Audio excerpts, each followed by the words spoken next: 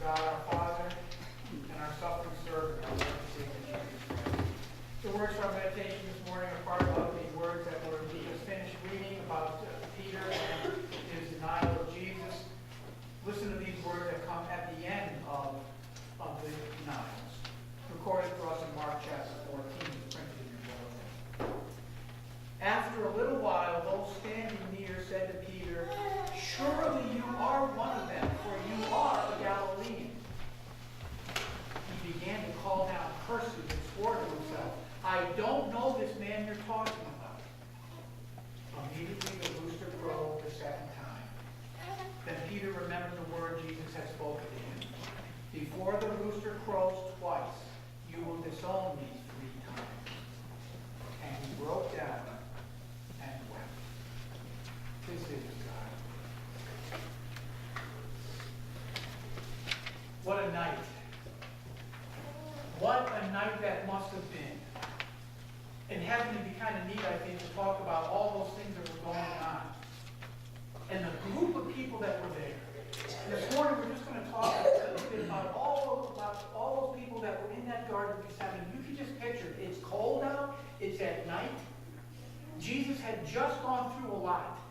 Not only has the disciples had been asleep, but Jesus was in agony. Remember what he said, his soul was in anguish to the point of death. This isn't a situation where Jesus is just faking it. He is going to the cross, and he's going to the cross not just as God, he's going as a human being. He would suffer the agony of our sin, that separation from the Father's love. He would feel the agony of hell in just a few hours. And it was on his heart and mind. And he was doing it out of love. But it was for your sins and my sins and the sins of the whole world. Was it really fake that he was something that was artificial and fake? That he was to the point where even as he was sweating, his sweat contained blood and looked as drops of blood. Was it really something fake that he needed an angel to come? An angel had to come and be there with him. Was it something that was there that was just fake? All the praying. I mean, this wasn't just a little prayer that he said. He was in agony, coming to the Father, again, fulfilling everything that the Father had accomplished, or of his will, everything that he needed to accomplish. Jesus is going through that. And now, he heads to that garden. And you have all the people that are gathered there. Just, you think of the group that's coming back. You've got those, remember those apostles. "We're never going to leave you, Jesus. We're there with you to the end." And Peter explicitly saying, "Boy, if everyone else falls away, not me. Not me, Lord. I'll be with you to the very end." They're moving up. They're coming into the garden. They're there in the garden. And then you've got this whole crowd of people coming. Roman soldiers are there. They got the Roman soldiers. We know that probably from the word that's used for the sword, that has to do with the swords that the Roman soldiers were using. The temple guards were there. They usually use something like clubs. Oh, we're making sure Jesus isn't getting away. They got them. They have those 2 groups that are there. Plus you have officials that have been sent by the religious leaders. Then you've got some of the religious leaders there. The Gospels also tell us they're part of this group. Then you've got a whole crowd that's coming with lanterns and torches, all kinds of things. We're going to be in that garden. We're going to see it. And we're going to make sure that everything works out well so that Jesus gets arrested. And who's there leading them but Judas? For a few moments today, as we've been thinking about over these weeks, seriousness. There is a serious crowd that's there. Serious in the sense of something that's substantive, something that is real, something that's profound. There's a serious crowd because it involves all different kinds of people. And little elements of those also probably of those people apply to us as well. And as we put ourselves in their shoes and think about the people around us, so much of that applies to us. That's a serious crowd. It applies to us. It's a serious crowd that reveals serious sin. There's a lot of sin that's going on there. And there's serious sadness is involved. And as you heard, and we'll hear more of it next Sunday with Judas, what he does. And we'll mention that just in a moment. Judas is sad. Peter is sad. Serious sin, serious sadness, real suffering. substantive sadness was there, expressing on the part of Peter. But then there's that serious joy. All of that serious sin, sadness, leads to a serious joy, and that again is what we're here and what we do every Sunday and every day of our lives to see. So what about the people that were there in that garden? Let me just step back and say for a second, again, it's always looking at our own lives and our own sin. If I was to say, we were talking about looking at different sins, if I was to say, look, Peter's sin was kind of bad, he denied Jesus. Denied him 3 times. Boy, that's pretty bad. Don't even know the man. Calling down curses. He's calling down curses, as we heard in the text. He's saying, God, you strike me down. And swearing, I don't know the man. I want no part of the man. I want nothing to do with it. Not just once, not just twice, but 3 times as he's scurrying around. You can see that he sneaks in. John had gotten in earlier. He's walking around. While Jesus is before the religious leaders, he's there. And you can just see Peter. He's trying to get warm by the fire with the other people. And then as people start to recognize him and start to bring accusations, oh, we know who you are. Didn't we see you? You're one of those Galileans. Your accent gives you away. Hey, you're one of those disciples of his, aren't you? And then Peter, the text says, he's wandering around in the courtyard. You can just see. He wants to be there. His spirit is willing. But that earthly flesh, that sinful flesh is weak. He doesn't want to be seen. He wants to get away. No, I don't want anybody to tell me. I don't want anybody to recognize that I'm a Christian. I'm afraid of doing exactly what I told Jesus I wouldn't do. I'm afraid that I don't want to be arrested. I don't want to go and possibly have to face those accusations from the religious leaders of being a follower of Jesus. That's pretty bad. It really isn't any worse than what Judas did in a sense, isn't it? Think about it. What about if we go through this and we're looking about that sin and we look at our own lives? If I was to say, take this Bible and just say, look, you think it's pretty bad? If I was just to take the pages out and just start ripping it, or spin on, maybe I'll just spin on the Bible and just throw it away. Some people say, boy, that's pretty bad, even though this is just a book, right? It's just a book. But it represents what if I was to do that, it would represent, this is what I think of you, God. I have no respect for you. I have no concern for you, God. I want no part of you, God. And yet, isn't every sin that way? Every sin that we commit is a spitting of God on God and saying, God, I'll do what I want. And so for each of us, it's not to say, I'm never going to do what Peter did. How can we ever say that? We don't know what's going to happen. What about your children? They're going to be put in a situation where they're dragged before the cameras at night and the cameras on TV and said, are you one of these Christians who believe this about the Bible? And maybe that may even be us sometime. Are we ready to say that we're going to back up? So, oh no, I don't want to appear on camera. I'm not going on camera to make my confession of faith. Do we really think it's not ourselves and we're not really able to confess our sin? And to go up to somebody and say, look, you may have hurt me, but what I did to you is inexcusable. Your sin against me doesn't mean that I can come back against you. And to have the humility to be able to say, God, I've sinned against my neighbor, my spouse, whoever it may be, my friend, I've sinned against you, and regardless of what they say, I need to go up and talk to them. And if we're not willing to do that, then what's the difference of spitting on the Bible or doing the same thing as Peter? It's still saying, God, I'm just regarding what you say. And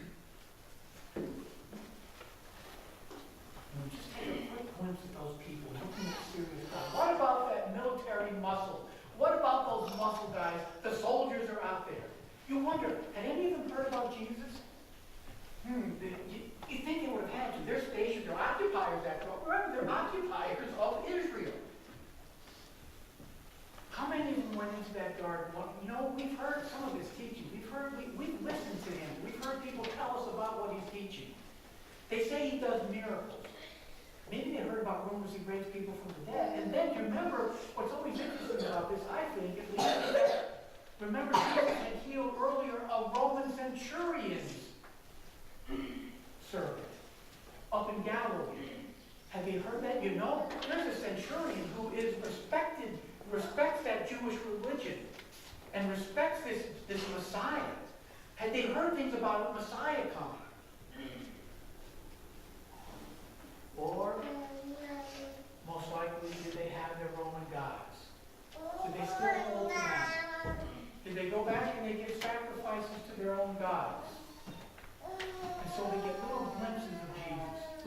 glimpses here and there. That military muscle. It's for us being able to look. Do you realize there's billions of people? There are billions of people who are like those Roman soldiers. They hear snippets about Jesus. They may have heard about him before. But for whatever reason in their life, they continue on with other idols, which are no different than a Roman god. It's no different than Jupiter. Whatever the religion is, if it doesn't have the true God, if it doesn't have Jesus Christ as the Son of God, it's the same thing as those soldiers. Do we look at that and say, Lord, there's some serious sin here in the world. Help me to say it's important for me to send missionaries around the world, where billions of people still live in darkness, like most of those, probably those Roman soldiers did. Is my heart in it? And am I willing to be a missionary to somebody that I know, you really don't know everything there is about Jesus. You probably heard about him, but you don't know. Let me talk to you. Then you have those people too that came with those muscle men, those military muscle. You had the Jewish guard that was there, the Jewish leaders that had their own temple guards. And then you had all the crowd, the officials that were there in the crowd, just following orders what they were to do. The religious leaders told them to jump, they jumped. And they just went in. You wonder too what they're thinking about. How many people do we know in our lives, and even today, that hear what they hear from religious leaders and follow it without thinking anything about it? How many of them have been trapped over the years to believing what God's Word said and truly believe that there is only one way to salvation, that's Jesus Christ, that this Word does not have mistakes, that this Word does teach us what sin is and what sin isn't, that this Word does reveal that there is only one true God, Father, Son, and Holy Spirit. And yet there are, I would imagine, millions of people in our own country today who grew up believing that and now are churches that no longer teach that Jesus is even the only way. And like that mob, if you want to have it, that mob of people that had come on that night, they just take orders. They listen to what the religious leaders say. We don't want this Jesus. Make sure you're part of arresting him. And how many people have compromised their faith in the same way today? If my pastor or religious leader says something, it must be true. And that puts that puts the onus not just on the pastor, but it's on every single one of us to love the Word, to know what we believe and why we believe it, so that we are not just like that crowd, that mobilized mob that came together and just following orders. I'm just doing what the church tells me to do. I'm just telling what the pastor did, and I just go along. God help each one of us to truly be students of that Word, because there's serious sin involved in all that. Who else was in that garden? Well, it was those disciples, right? Those apprehensive apostles. They turned into fickle friends, didn't they? We're not going to run away. What did they do? They all turned around, and the going got rough, and they ran away.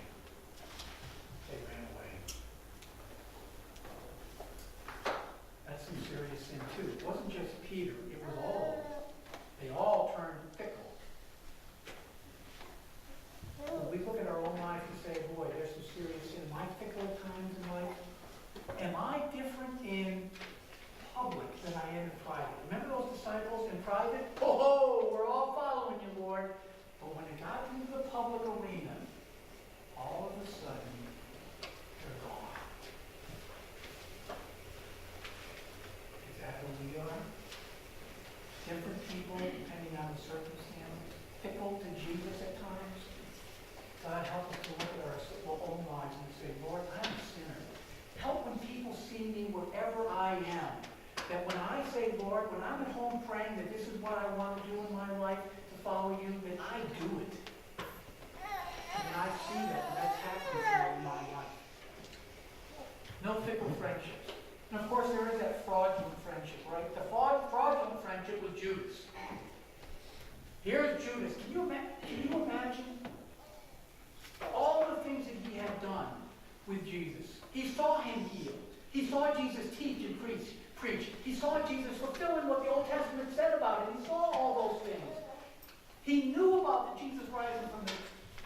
raising people from the dead. He was in the Word. He was speaking with the other apostles. He knew what was going on, and yet what happens? He fraudulently becomes a fraudulent friend.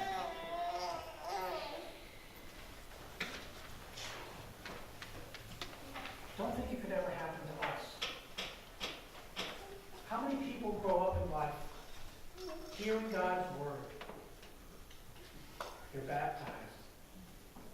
They go to church. They go to Sunday school. Thousands of prayers over a lifetime. Think how many prayers you've said in a lifetime. They're in God's Word. And yet, early 20s, 30s, somewhere in life, late teens, gone. How in the world could Judas do what he did? We have Christians doing that all the time. Knowing and being around Jesus, loving the Word. How many times have you heard, you know, people that say, I can remember the day when my child would come to Sunday school and would love singing those songs. Just love to hear about Jesus. Couldn't wait to do those things. Or couldn't wait to get to Sunday school and to learn about Jesus, to do something, to make something, hear about it. And 10 years later, they're in high school, 10, 15 years later, into the drain. God help that from happening to any one of us, even as adults, or for the young people who are here, and help each one of us to be able to assist and be people who aren't fickle in our lives, that we're doing everything. Parents are not ultimately held accountable for what happens with their children. And yet, Lord, help me to be the instrument that you want me to be. There is some serious sin and serious sadness. How many parents' hearts ache because they saw a Judas that would betray Jesus? And how do you betray him? Just as we sang, when I don't need him